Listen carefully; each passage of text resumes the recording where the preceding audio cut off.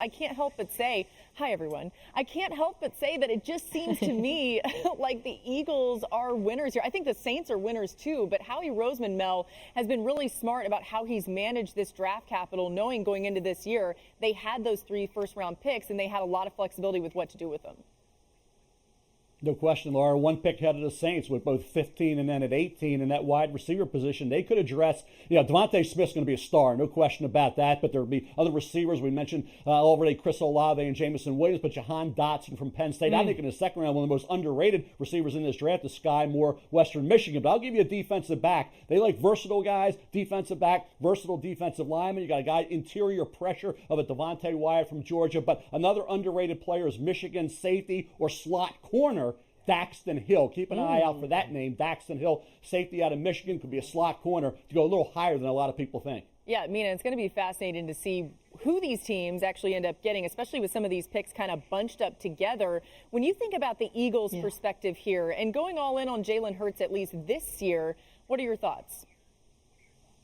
I think this isn't surprising, actually. The Eagles had 3 first-rounders going into this draft, and around the league, in Indianapolis at the Combine, I had a lot of conversations with people who were speculating on what they might do with those picks. Nobody I talked to thought they would pick 3 times in the first round. The Eagles know, and studies have shown this, that teams tend to undervalue future draft picks, and in doing this trade, they got draft capital for next year that they can use, as Mel has mentioned, to potentially move up and grab a quarterback they like if Jalen Hurts doesn't work out. I think this is very smart on the part of Howie Roseman, and regardless of what happens in New Orleans, I really like it for Philadelphia. Yeah, I think that this says to me that the Eagles jumping New Orleans in 15 have their eyes on a receiver. We've heard their conversations of trying to trade for guys, and if you look at this offense in this important year for Jalen Hurts, the Eagles sit at 15 now. The Saints could be in the mix for a wide receiver at 16. I think it's going to be an offensive lineman.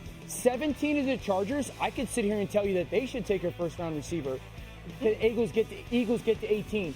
I think the Eagles are sitting there going, we want a receiver at 15, and we want to make sure we get that receiver. And it also makes me think that because they have Devontae Smith, up-and-coming top 15 wide receiver, think he's going to be awesome, and a top 10 tight end in Dallas Goedert. If you look at their skill position guys, they don't really have another guy that scares you, right? So that's why I think it's wide receiver.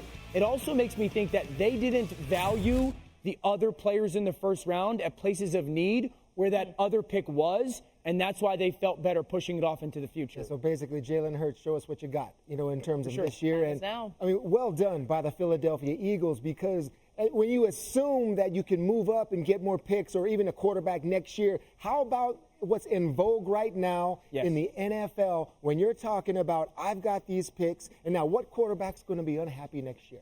What quarterback is going to want out of their situation next year? Well, we've got the picks, so now let's go get them. The Eagles can do a lot of things in the next couple years.